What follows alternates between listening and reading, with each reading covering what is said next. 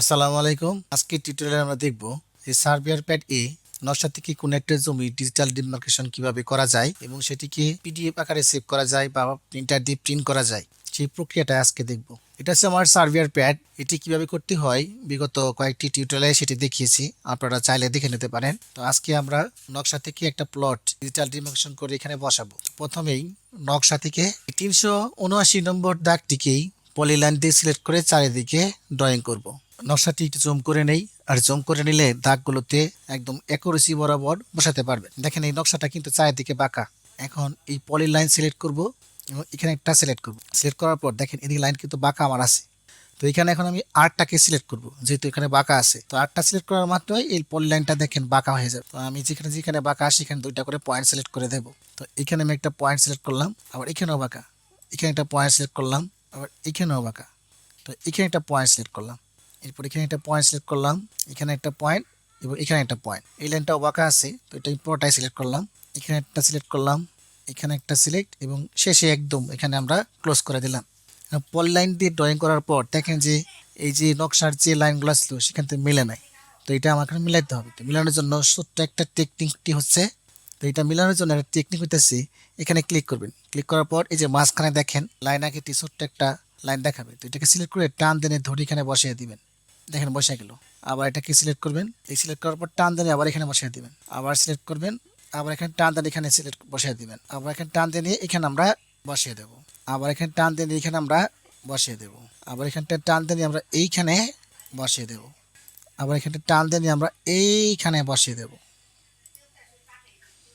তো এইভাবে চারিদিকে সুন্দর করে এটাকে মেজারমেন্ট করে সুন্দর করে একদম নকশার লাইন বরাবর সেট আপ করে দেবেন।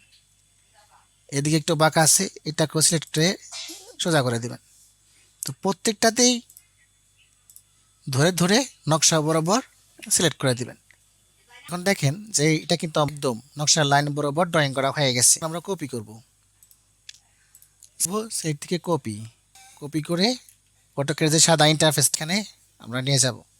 এই ফোর সাইজের যে ডায়মন্ড আমরা প্যাডটা এখানে ছিলাম। এখন পুরোটাকে সিলেকশন করার পরে কপি থেকে ধরে নিয়ে এই ছেড়ে দিবেন। দেখেন এখন এটা হলো এই আমার প্যাডটা ড্রয়িংটা হয়ে গেছে বড়। তো কি সম্ভব? তো এটা ঠিক করার জন্য কি করবেন, এই প্যাডটাকে সিলেক্ট, যদি কখনো এই ধরনের সমস্যায় পড়েন তার মডিফাই থেকে স্কেলে ক্লিক করার পরে সিলেকশন পয়েন্ট ধরবেন, ধরার পর করে দেব। এটা হচ্ছে একটা সিক্রেট টেকনিক। অটোক্যাডের যে সিক্রেট বলেই না, আমি এখানে ইচ্ছা করলে এই জিনিসটাকে আপনি আরেকটু বড় করতে পারেন, কোনো সমস্যা নাই। তো এটা আপনাদের সুবিধা মতো।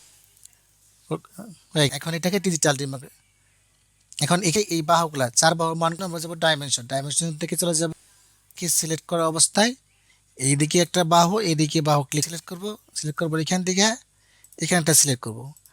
এখন এসে 100 আবার এখান থেকে মোট কথা চার বাহুটা নেবেন যে 115, আর এটাই হচ্ছে ডিজিটাল ডিমার্কেশন। আচ্ছা এই মান কত সেটা হয়ে গেছে। এখন ডায়াগোনালের মান নেব, সে মান না যাবেন তখন কিন্তু মানগুলো খুবই ইম্পর্টেন্ট। এখন এই প্লটের দাগ নম্বরটা বসাবো। বসানোর জন্য আমার টেক্সটে ক্লিক করতে হবে। টেক্সটে ক্লিক করার পর একটু ড্র্যাগ করে ছেড়ে দিতে হবে। দাগ নম্বর ছিল 379, সিলেক্ট করব এবং স্কেল থেকে সিলেক্ট করে যে কোনো একটা বেস পয়েন্ট ধরে এটাকে বড় করে নেব। তাহলে এই প্লটের দাগ নম্বর হচ্ছে 379। এখন এই পলিলাইনের ভিতরে আমরা একটা হ্যাশ প্রয়োগ করব। আমরা প্রথমে হ্যাশে ক্লিক করব। হ্যাশে ক্লিক করার পর কালারটা দেবো, সিলেক্ট করলাম। এরপর প্যাটার্ন থেকে আমরা NSI 138 এটাকে সিলেক্ট করলাম।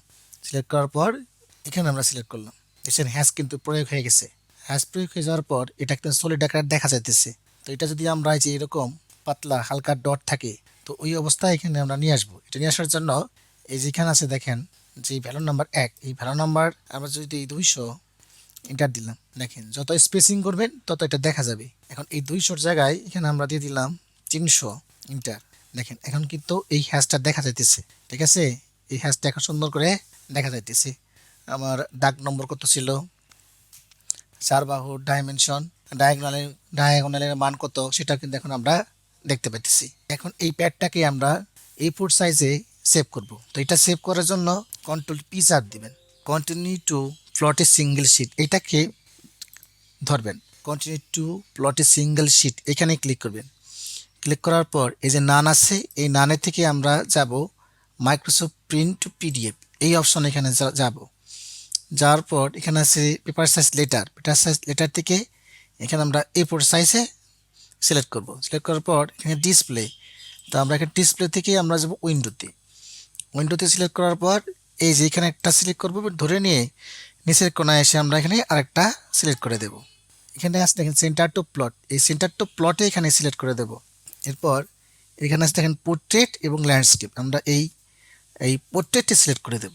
এই সব কিছু দেখার পরে আমরা একটা প্রিভিউতে ক্লিক করব যে আমাদের যে প্রিন্ট হবে সেটা ঠিক আছে কিনা। প্রিভিউতে ক্লিক করে দেখেন যে আমার একদম কারেক্টলি বসে গেছে।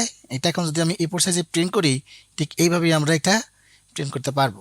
তো আমাদের প্রিভিউ দেখা শেষ, এখন আমরা ওকে প্রেস করব। ওকে প্রেস দিলেই আমরা এখানে এই যে আমার যে একটা ফোল্ডার আছে, এই ফোল্ডারে এখানে সেভ করে দিলাম।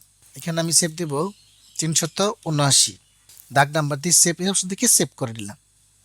আমরা এই ফোল্ডারে ফাইলটা দেখছিলাম, এই যে 379 নাম্বার যে ফাইলটা সেভ করেছিলাম, এটা হচ্ছে সেই ফাইল। তো এটা এখন আমরা ওপেন করব। ওপেন করে দেখেন আমার সব ঠিক আছে, আমরা যে প্লটটাকে ডিজিটাল ডিমার্কশন করছি সেটা এখন ঠিক আছে।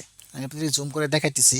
এখান থেকে আমরা যা করছিলাম, হ্যাশপ্রেক করছিলাম, চারিদিকের মান দিয়েছিলাম, পর হ্যাশপ্রেক করে দাগ নাম্বার বসাইছিলাম, তো সবগুলো এখন আমার ঠিক আছে। তো এখন এটা যদি আমি বাস্তবে প্রিন্ট করতে যাই, আমরা আবার যাবো কন্ট্রোল পিতে প্রিন্ট করলে এই যে উপর দিকে আসতে থাকে প্রিন্ট। এখন এখানে ডায়ালগ বক্স থেকে আমার অ্যাপসন 130 নামের একটা প্রিন্টার আছে, এই প্রিন্টারে সিলেক্ট করে দিলাম। সিলেক্ট করার পর প্রপার্টিসে যাবেন, প্রপার্টিস থেকে এখানে এই ফোটে ক্লিক করবেন। ক্লিক করার পর এখানে আছে কালার স্ট্যান্ডার্ড, দিয়ে ওকে প্রেস করবেন আর কপি নাম্বার 1 ওকে দিলে এটা আমার প্রিন্ট হয়ে যাবে। এখন আমরা প্রিন্টে ক্লিক করব, এই যে এখন আমার প্রিন্ট হয়ে যাবে। যেহেতু প্রিন্টারটা কানেকশন করা নাই, এটা আপনাদের দেখাতে পারবো না এখন। তো এইভাবেই আপনারা অটোক্যাড থেকে ডিজিটাল প্রিন্ট করতে পারবেন, পিডিএফ ফাইল তৈরি করতে পারবেন। ধন্যবাদ সকলকে, দেখা হবে আগামী টিউটোরিয়ালে। খুবই মূল্যবান একটা টিউটোরিয়াল শেয়ার করলাম, এগুলো আসলে প্রিমিয়াম টিউটোরিয়াল। তো আশা করি আপনাদেরকে ভালো লাগছে। আপনাদের ফেসবুকে শেয়ার করে দেবেন, আর কোথাও না বুঝে থাকলে কমেন্ট বক্সে কমেন্ট করবেন। ধন্যবাদ সকলকে।